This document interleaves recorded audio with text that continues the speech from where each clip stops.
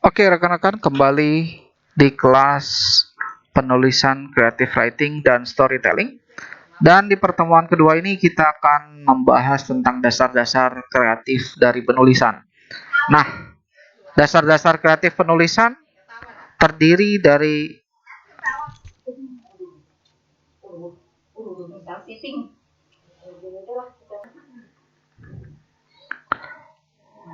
Iya, selamat datang kembali di kelas penulisan creative writing dan storytelling. Dan di pertemuan kedua ini kita akan membahas dasar-dasar kreatif penulisan dan fokus kita kepada jenis tulisan dan karangan. Oke, rekan-rekan mahasiswa semuanya, ketika kita berbicara tentang menulis, hasil kegiatan menulis ya pasti sebuah tulisan atau karya tulis. Nah, tulisan itu terdiri dari bentuk dan isi. Bentuknya adalah paparan, uraian, penyampaian gagasan melalui susunan kata dan kalimat. Dan isi adalah pendapat, gagasan, keinginan, usul, saran yang kita kemukakan lewat tulisan tadi. Jadi bentuknya adalah paparan, penyampaian gagasan, sementara isi adalah keinginan, usul, saran, dan apa yang ingin kita sampaikan di dalam tulisan itu. Jadi sekali lagi, itu bentuk dan isinya.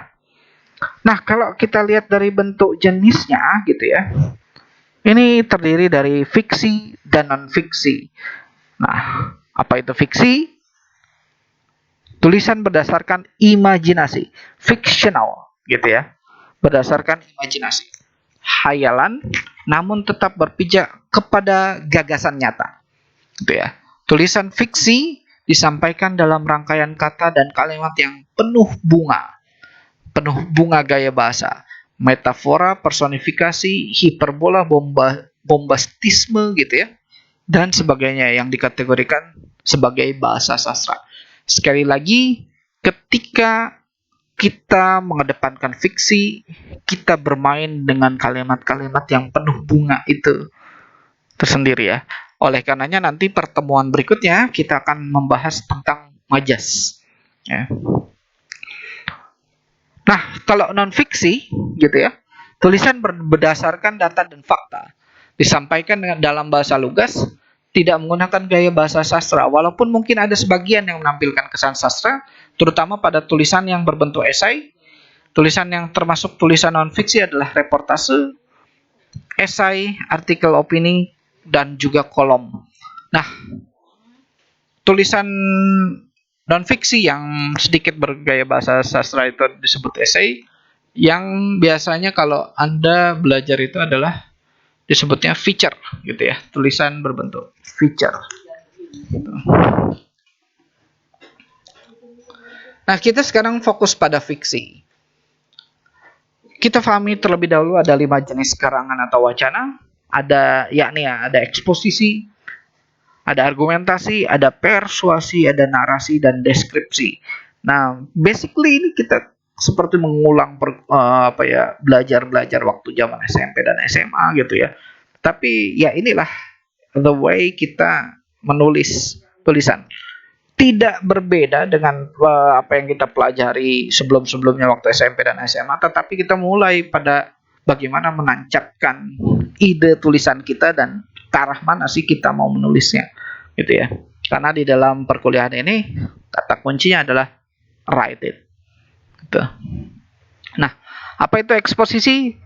Karangan yang berisi penjelasan-penjelasan atau paparan yang dapat memperluas pengetahuan pembaca. Contohnya, membaca intensif merupakan kegiatan membaca secara teliti atau membaca secara seksama bacaan berupa teks. Tujuan membaca dengan cara ini untuk mendapatkan pemahaman isi bacaan secara tepat dan rinci. Misalnya, mengetahui hal-hal yang diperlukan. Nah, artinya ini adalah bagaimana dia memaparkan apa itu membaca intensif. Gitu ya. Dan ini bukan mendeskripsikan sebuah bacaan intensif, tetapi adalah memaparkan. Di dalamnya ada penjelasan-penjelasan, gitu ya, dan juga akhirnya memperluas pengetahuan pembaca. Berikutnya ada yang disebut argumentasi. Karangan yang berisi pendapat yang disertai pembahasan logis dan diperkuat dengan data atau fakta, sehingga pendapat itu dapat diterima kebenaran. Misalnya, air yang tergenang seperti di kaleng-kaleng bekas dan di selokan harus dibersihkan. Air yang tergenang itu tidak boleh dibiarkan karena akan menjadi sarang nyamuk. Nyamuk akan bertelur dan berkembang biak di genangan air tersebut.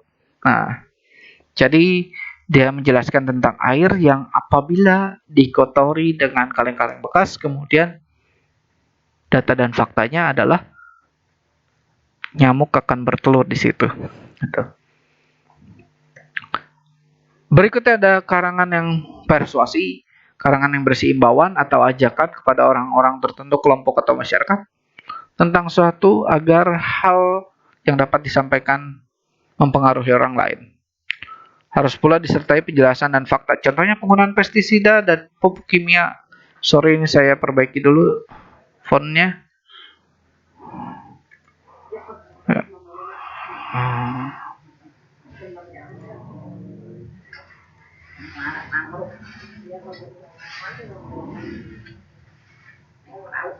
Hmm.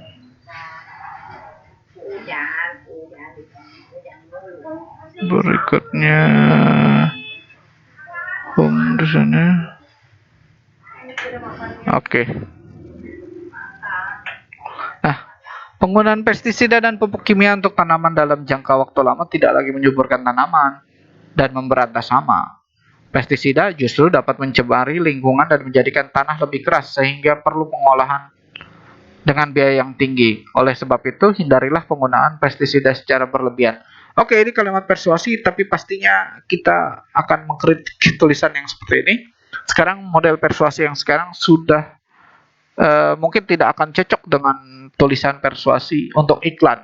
Karena tulisan persuasi untuk iklan adalah, kata kunci adalah semakin singkat kalimat, semakin itu bisa mudah diterima dan dapat mempengaruhi orang lain. Ini tulisan-tulisan segini lebih kepada tulisan-tulisan yang berisi narasi gitu ya. Tapi basically ini adalah tulisan dari persuasi. Nanti kita akan mempelajari lagi bagaimana tulisan yang persuasi untuk iklan gitu ya. Nah, ini adalah narasi berisi cerita. Ada pelaku, ada peristiwa, ada konflik dan penyelesaiannya gitu ya. Oke, Hafiz terkejut mendengar suara kemenakannya itu. Dengan segera ditariknya tali timba pengangkat tanah, tempat Abdullah bergantung. Ketika itu tampaklah oleh Hafiz mata air berbusa-busa naik ke atas dengan cepat, besar dan jernih. Nah, ini adalah bagaimana menceritakan ketika Hafiz mendengar suara kemenakan itu, gitu ya. Nah, ini adalah dari narasi. Narasi adalah dimana narasi itu paling sering disebut adalah fictional text atau sebuah teks yang memang berbasisnya fiksi gitu ya. Jadi itu adalah narasi. Berbeda dengan istilah narasi dalam voice over ya. Orang menarasikan bagaimana dia berbicara tetapi layaknya bercerita, itu berbeda ke istilah itu ya. Berikutnya ini yang paling sering dan paling dekat dengan kita, ini adalah deskripsi. Karangan yang berisi pengalaman atas sesuatu yang dilihat, dirasa, didengar, dialami, dan sebagainya, sehingga membuat pembaca seolah-olah melihat, merasa, mendengar, mengalami, dan sebagainya. Apa yang digambarkan tersebut memfungsikan panca indera si pembaca. Contohnya adalah malam itu indah sekali, bintang-bintang di langit berkelap-kelip memancarkan cahaya. Udara dingin menusuk kulit, sesekali terdengar suara jangkrik mengusik sepinya malam. Nah, itulah deskripsi. Jadi dia menggambarkan, sebenarnya cuma pengen menggambarkan ini malam sepi banget gitu ya. Cuma dia bahasanya panjang. Itu ngomongin malam sepi banget tapi panjang, bisa panjang itu. Nah, itulah deskripsi. Kekuatan bagaimana seseorang bisa menuliskan teks gitu ya. Sehingga kalau dibaca atau dinarasikan jadi enak gitu ya. Oke, jadi itu dia. Cukup sampai di sini dahulu pertemuan kita.